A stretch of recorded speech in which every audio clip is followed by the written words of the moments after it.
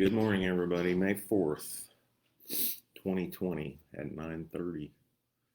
So you guys have heard me talk about my shining protocol that I've used. I guess I started calling it that maybe 10 years ago, although in my head, I guess I was doing the same thing. So we talked a week or two ago about sleep, which is the S.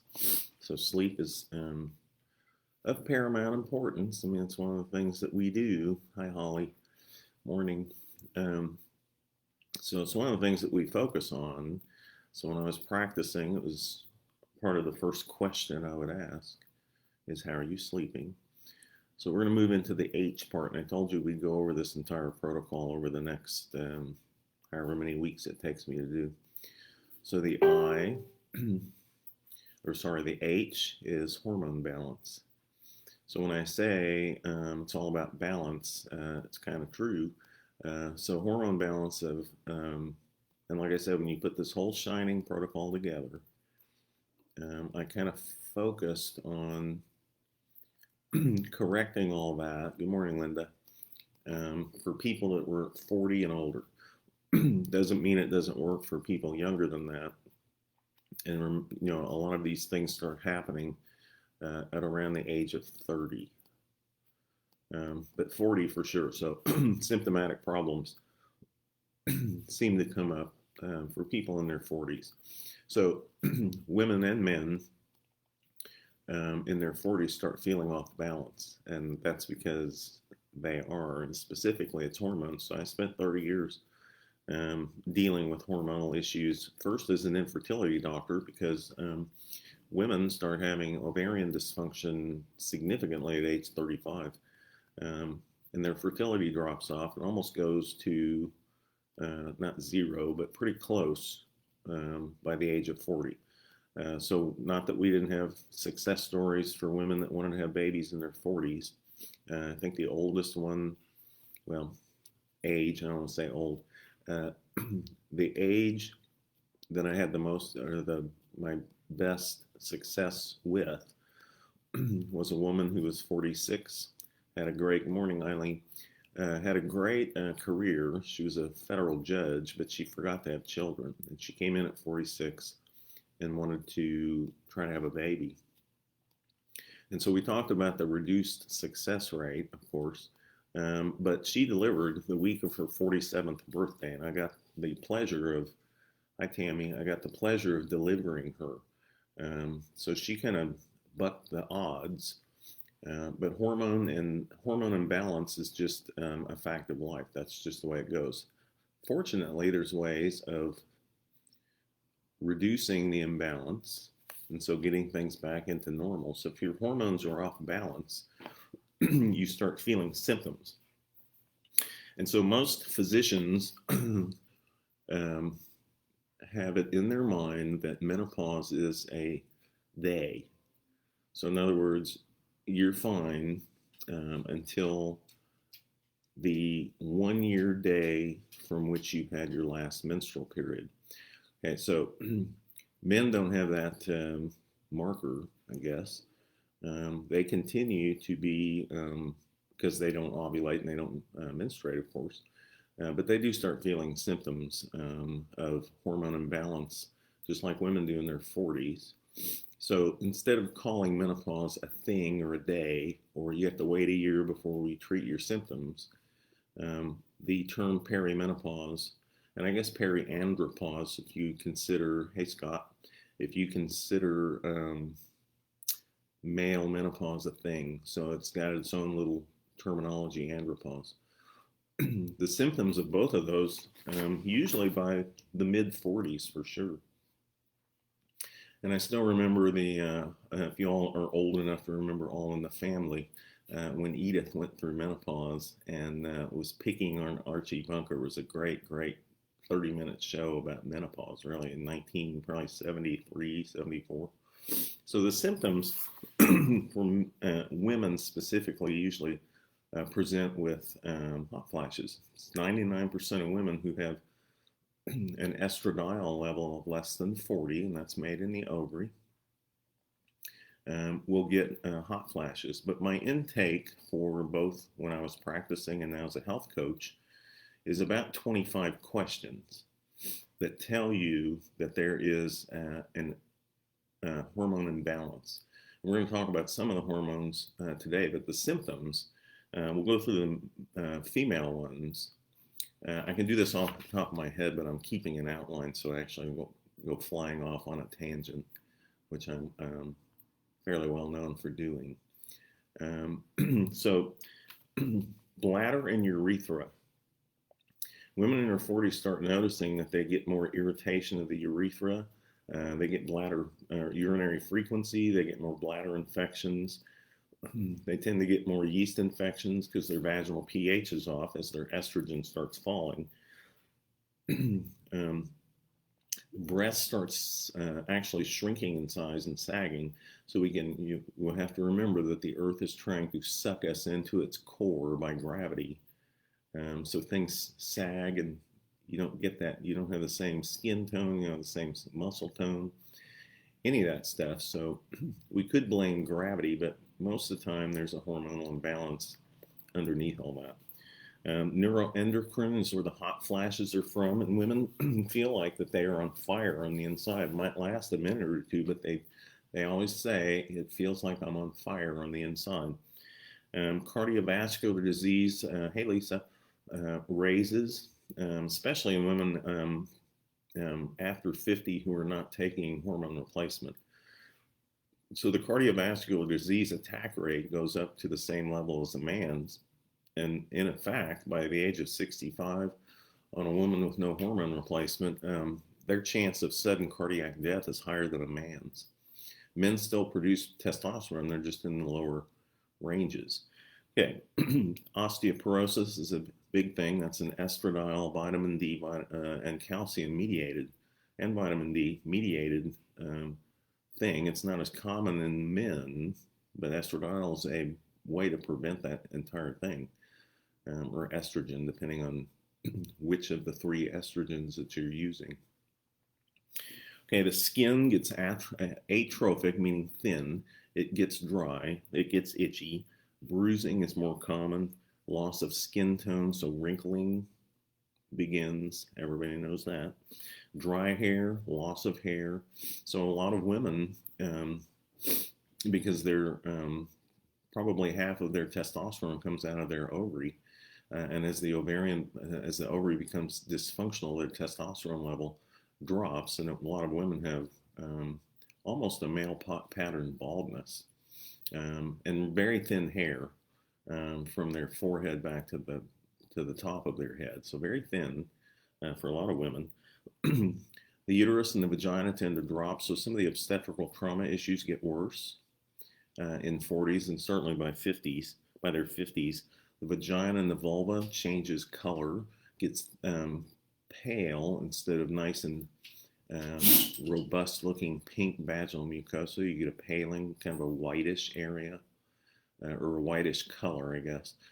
Hey, Stacy. And so vaginal infections are more common because of pH imbalance. And then thinning, so that if you look under a microscope, the vaginal skin lining under a microscope gets very thin. It's usually very stratified, meaning layered, and it thins out. So intercourse starts feeling like sandpaper. So painful intercourse is common. There's two different kinds. There's kind of a collisional where you ask women, does it feel like something's hitting something, versus does it feel like you're having sex with sandpaper? And vaginal atrophy feels like sex with sandpaper. Not pleasant. So of course libidos go down because testosterone goes down. And then if a woman has gotten vaginal atrophy, who wants to have sex when it feels like you're having sandpaper in your vagina? That would be horrifying. For men, it's usually loss of muscle tone. They get a higher risk of insulin resistance, weight gain. That paunch in the middle is testosterone deficiency. It's not beer. There's plenty of men that I've seen that have a beer paunch or a beer belly, but they do not drink beer at all. They just have a reduction in testosterone. Okay, so those, and then sex drive is a big thing. Fatigue, chronic fatigue, lack of energy, poor sleep habits, all that has to do with imbalanced hormones.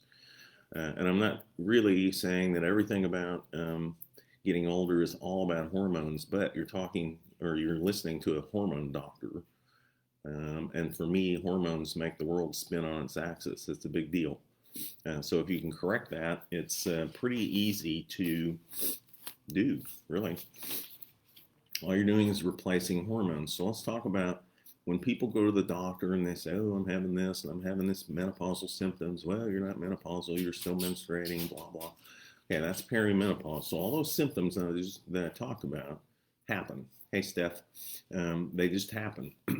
If you replace that hormone or supplement what the body is already ineffectually doing, you reverse all those symptoms for the most part. I'm not saying that as you go into your 70s and 80s, you're not going to get older, because you do. But I took care of a woman in Clinton, Oklahoma, years ago. Gosh, 2005 maybe, so 15 years ago. She ran the Route 66 Museum. She was 86, I believe. Had been taking her hormones, wanted to change to a bioidentical format. Hey, Ross, so we did that for her.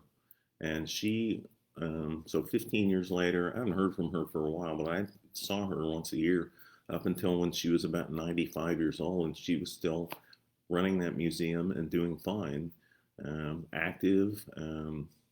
She pretty much did whatever she wanted. She looked like she was about 60, and that, late 80s is where she was. So you can start that process in your 40s for men and women. I've seen men in their early 30s who have testosterone deficiency. And the important thing when you see a doctor and ask for your hormones to be checked is, for women, where are you at in your cycle? So you have to know their last menstrual period. You just have to. And if it's kind of funny, if you ask a 22-year-old when was her last menstrual period, she can't tell you.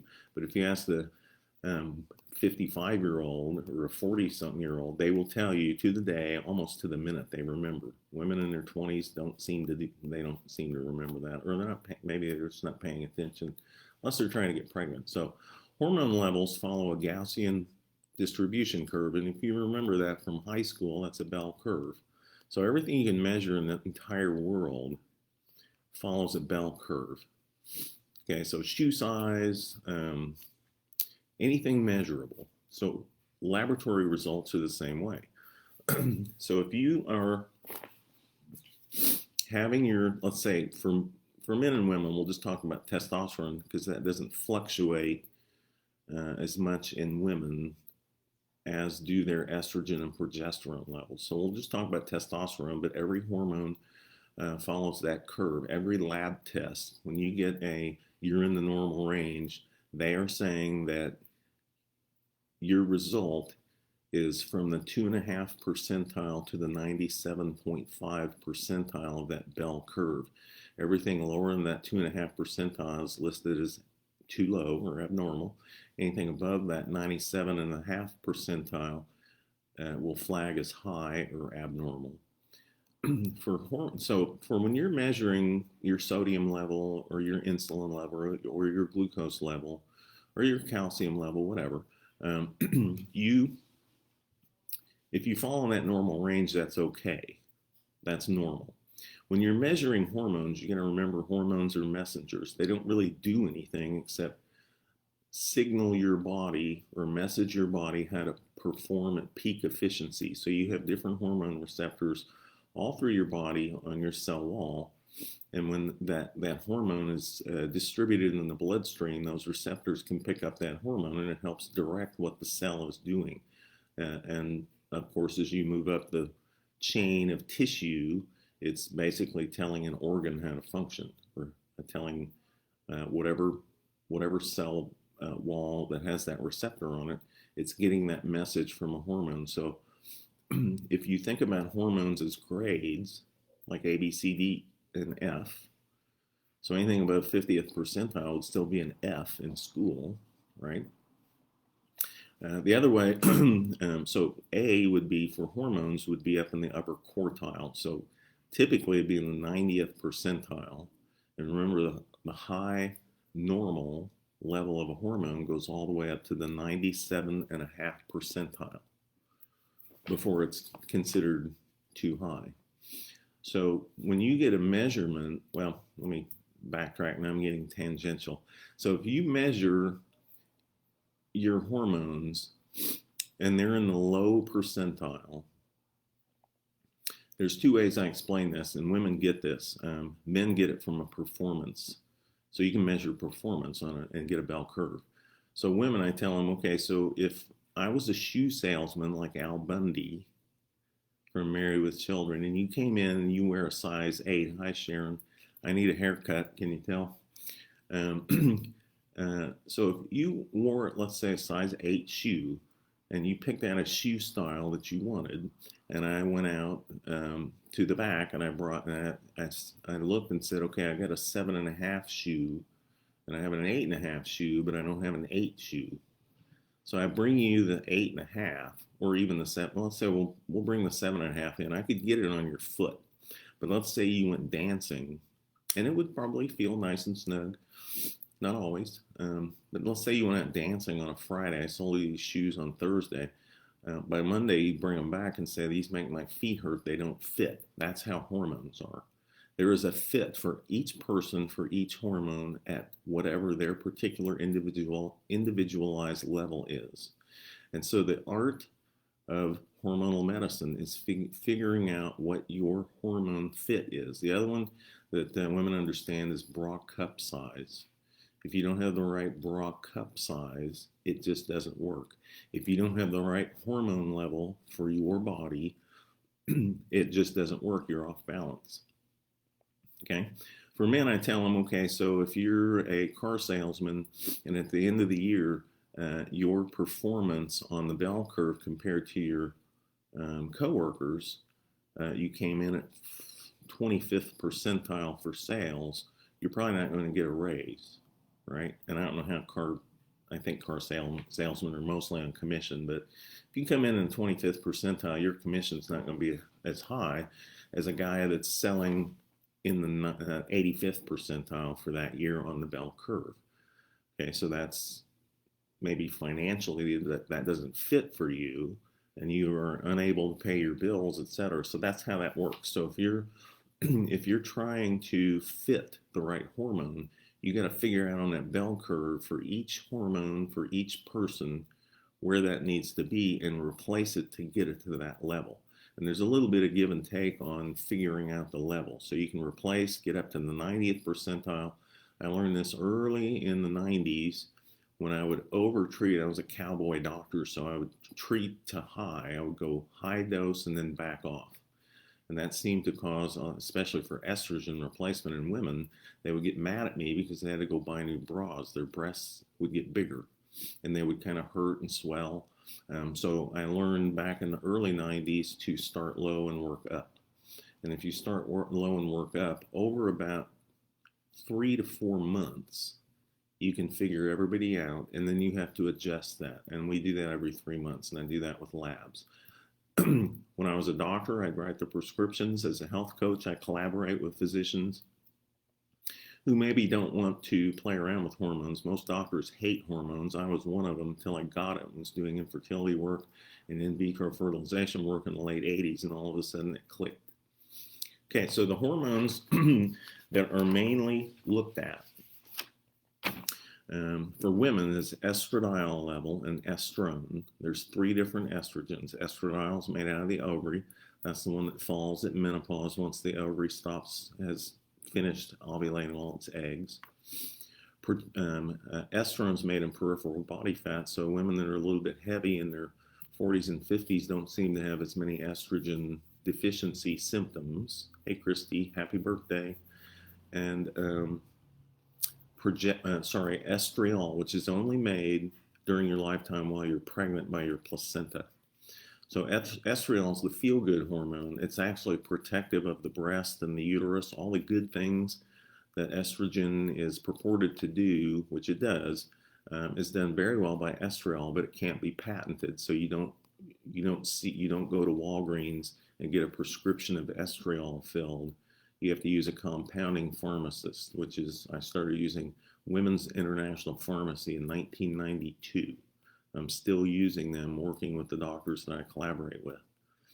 And what compounding does is you can take each of these hormone levels and come up with a specific dose for each person that will get them to that goal on the bell curve that fits their physiology and their body mechanism, and peaks the efficiency of muscles and other organ systems.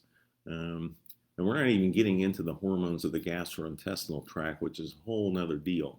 And I'm not as good at that one, but I do know health coaches that are very good at the biology and physiology of the gastrointestinal hormones. And remember, your gastrointestinal tract is your second brain, so you do have to pay attention to it. The other hormone in women is progesterone, and progesterone is higher after ovulation, and then once that gets off balance, women become estrogen dominant.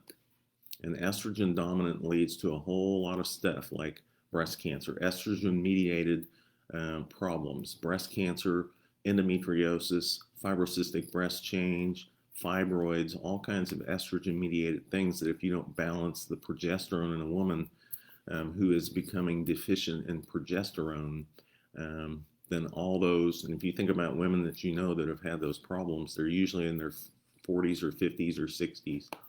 And they've been estrogen dominant for perhaps 15, 20 years.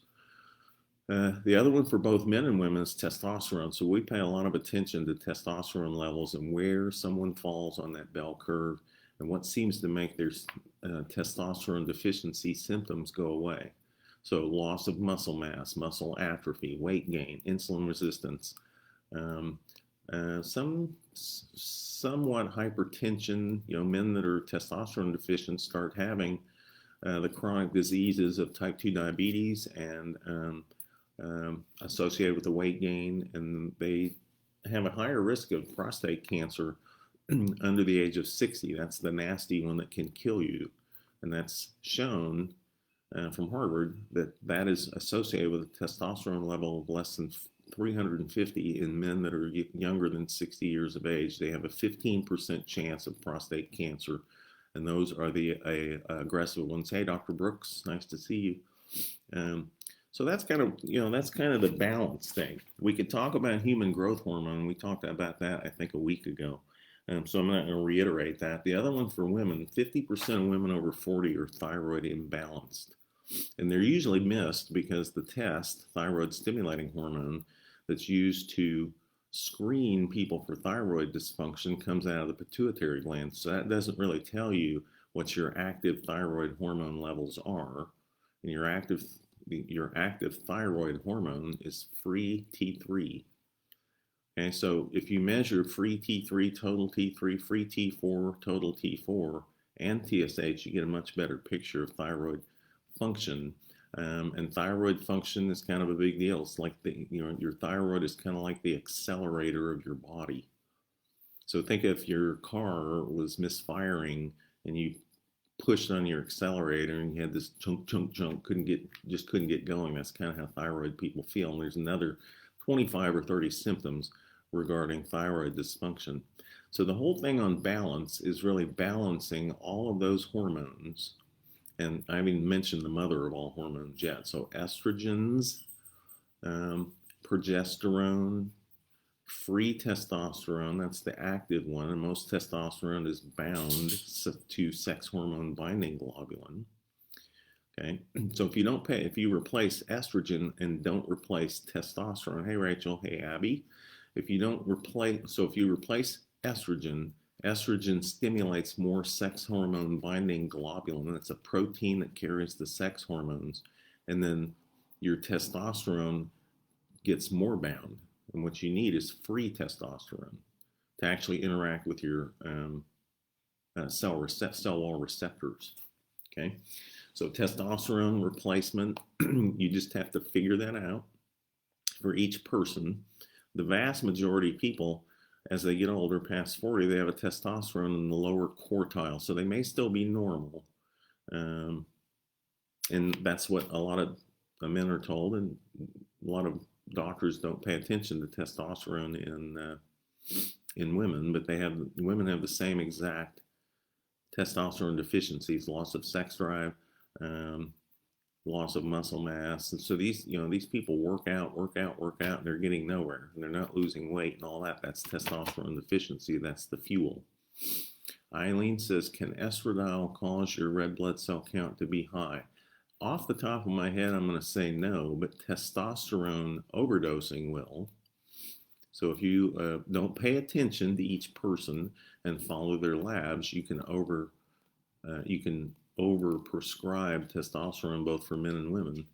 And an elevated red blood cell count is why people think testosterone causes strokes. Well, it can. You got to pay attention. You can't just write a person testosterone and see them once a year or every 2 years or whatever, and keep them on the same dose. Everybody's needs change all the time. It's all about balance. So getting that balance is the art of hormonal replacement medical therapy. Okay, and really, people worry about taking drugs, right? Well, these are prescriptive drugs, but they are things that your body and your brain know what to do with. So I tell, really doing hormone replacement or supplementation is really like taking your supplements and your vitamins. It's something your body knows. And like I told you about eating, your brain doesn't know what to do with a ding dong or a Twinkie. There's no such thing as a Twinkie plant or a Twinkie tree or a ding dong or a ho-ho tree. So your body doesn't really know what to do with that. If you give your body natural hormones, it knows exactly what to do with those. And that's the whole art of that balance. Okay? So that's an overview on the H of the Shining protocol. So S, sleep, H, hormone balance. And then I told you about the mother of all hormones, which is DHEA. Okay, so even if you cannot find a physician that will treat you, there are two things that you can do that will actually help balance your hormones that your body may do on its own. Maybe not in your 50s and 60s, but certainly in your 40s. So a guy named John Lee wrote a book on natural progesterone as a cream, 25 years ago. He really kind of took it a little far. And Suzanne Summers kind of jumped right on this. So her book, The Sexy Years, talks a lot about progesterone. If you want to know from a woman's perspective what she thinks and what Dr. Lee thought progesterone could do for you. Hey, Rob. Hey, Nancy. And so you can read that. He takes it so far to basically say progesterone cures, or not cures, but helps everything. I'm not sure that's true. Like, abnormal pap smears. He was talking about using progesterone cream to reverse the abnormal pap smears that women get. That's really a human papillomavirus problem. Has nothing to do with progesterone. So he takes it too far. The other one is DHEA. So that comes from your adrenal gland. It's the mother of all hormones. It's made from converting cholesterol to pregnenolone, which is then converted to DHEA. So you can get the same results with pregnenolone supplementation, which is also over the counter. And I call that the grandmother of all hormones because it's one step up from DHEA, which is also over the counter. And guess what? DHEA is converted by your body to estradiol, estrone, estriol, progesterone, and testosterone. All those hormones that we talk about being in balance. Doesn't convert to thyroid. It does not convert to human growth hormone. But DHEA is an over-the-counter way of, depending on what your level is, once again, there's a bell curve on DHEA. The problem is DHEA starts falling significantly.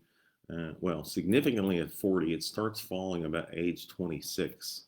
So when you get a lab result, they will give you the normal bell curve for your age group. So if you're a 55-year-old person, they're going to give you the DHEA, and we measure the sulfate. They'll give you the DHEA sulfate level of a 50 to 59-year-old age group. The goal is to get your DHEA level back to where it was when you were about 30, and then your body will convert DHEA to fill in the gaps where you have not suboptimized levels. So I don't want to say, pardon me, I don't want to say abnormal levels. Hi, Linda. I don't want to say abnormal levels. There are suboptimal levels. And so that has to do with figuring out on that bell curve where you need to be. And that's what I've spent 30 years doing, is figuring that out and then figuring out how to get you where you need to be. So DHEA is, so you can do hormone replacement with DHEA and progesterone transdermal cream. Progesterone has to be micronized to be orally absorbed. So that's a prescription, Prometrium or micronized progesterone. But you can get levels with progesterone transdermal. So you put it on your skin. Okay. So that's the overview of hormones and hormone balance, which is why we call this It's All About Balance. And the balance for you is different than the balance for me, and the balance for your sister, and the balance for your mother. And so we just keep plugging away. I've been doing this, like I said, for 30 years. And it's amazing the difference in the health levels and the way people look that pay attention to hormone balance. So that's it for this morning. I told you I'd keep you right around 30 minutes at the most. Eventually I'll find one that takes 10 minutes or so. So SH, so we've got shining, INING still to go. There might be some of these where I'll actually delve into the actual hormone specifically. And I thought about doing vitamin D today. So I might do that Wednesday, because vitamin D is a hormone. Everybody thinks it's a vitamin, which it is, but it's also a hormone. It's amazing what it does. So DHEA I just flirted with today. DHEA is a whole live thing to do on its own. Okay, so hey Randy, I'm about done. Sorry. So, but this will be up for later viewing. And then I do have an article if you want it. I can't. It is copyrighted from Women's International that explains this in sort of this detail. I have my own thing. Nancy, can you buy what? You got to ask me. Can you buy? You said, can you buy? You can buy anything, right? Everything in the world is for sale at the right price, correct? Anyway, so the so I can send you this article by messenger. I probably would have to ask Women's International if I could post it, although they get the credit for the article itself. So thanks Scott. So let me see what I can put up, or if you want the article as a PDF, I can send it to you in Messenger, and that's okay. And then I will see you Wednesday morning at 9:30.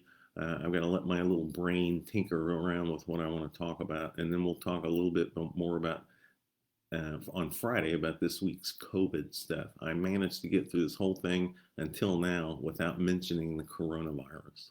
Okay, so peace and health to you all, and I hope you have a great week and a great day. And happy birthday, Christy.